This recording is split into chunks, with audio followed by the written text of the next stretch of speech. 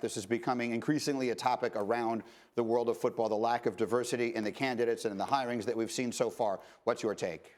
Well, my take is this. Look, we've heard the phrase copycat league thrown around, right? And by copycat league, it means this. Teams are looking for offensive coordinators and quarterback coaches, really. And they're looking for those guys to really fill that capacity for the team. They're not really looking for head coaches. They're looking for someone to develop quarterbacks. They want the next Sean McVay. They want the guy who can go 5 wide and throw the ball over the yard and generate excitement. That's what they want. They're not looking for really managers. They're not looking for leaders. They're not looking for teachers. As a matter of fact, when Cliff Kingsbury was hired and they had the press conference down there in Arizona, did you hear ownership down there mention anything about Kingsbury's leadership skills, his organizational skills? Anything about that, about how he would like to build his program? No, as a matter of fact, Cliff turned to Steve Keim and said, I'm going to rely on him to really build my defensive staff. I'm going to rely on him for this. They just want guys who really want to coach quarterbacks, and therein lies the problem. How many minority candidates are there that have a quarterback and or offensive coordinator pedigree? How many people have that on their resume? Not very many. One right now, Eric Bieniemy, and where is he? Kansas City. Why isn't he right now being talked about more at the very top here? There's a problem there with that. And there aren't a lot of people in the pipeline coming along. And see, look, people always want to say, well, let's not make this a race issue. I'm not making it a race issue. When I talk about African-American and or minority candidates, I'm really talking about it strictly on a merit-based system. When I talk about people who are non-minorities, all of a sudden, race is never brought into it. How come? And I support plenty of non-minority candidates. As a matter of fact, I was all aboard on Doug Peterson, all aboard on Matt Nagy, right from the get-go, all aboard on Sean McDermott up in Buffalo. Why? Because I know these guys, work with these guys, and know that they're quality people.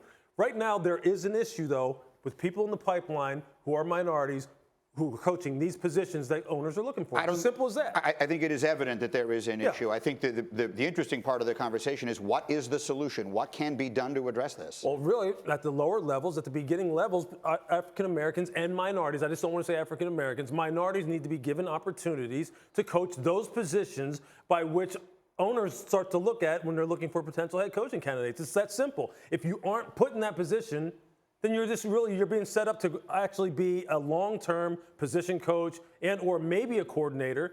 But as far as getting real quality looks for head coaching jobs, you're just not going to get them. Well, it's as simple as that. And if you look at this, the NFL has created this because they've made it such an offensive-dominated league. You look at it, Steve Wilkes, Marvin Lewis, Todd Bowles, Vance Joseph, all defensive guys, all minority head coaches that were fired, and no one's looking to the defensive side of the ball. Brian Flores would be the only guy. And so when you sit here and you want to see offense all over the place, you want to push defense out the door, defensive coordinators naturally aren't going to get those opportunities. And like Lewis said, there is a problem offensively with having those coaches in the pipeline. But so little of being a head coach actually has to do with calling plays. Most head coaches don't call plays. They manage the team. They manage the game. They handle the distractions, the personalities. That's what Mike Tomlin's having to do right now in Pittsburgh, which we'll get into in a little bit. But that's what the head coach's job mostly is. Very few guys are skilled enough to be able to call plays and manage a game at the same time. The Cardinals' press conference was striking to me because the questions that were asked and the answers that were given had nothing to do with head coach responsibilities. It was strictly about how can you affect positive change here in Josh Rosen, and how can you give us a little bit of what we're seeing from the high-powered offenses, period. That's what people want. That's what they're looking for. It's funny how, though, when you listen to the Denver Broncos press conference and Vic Fangio was talking, it was about characteristics of what team was supposed to be, of what leadership was supposed to be, of what organization is supposed to be, about the greater good of the 53-man roster is supposed to be.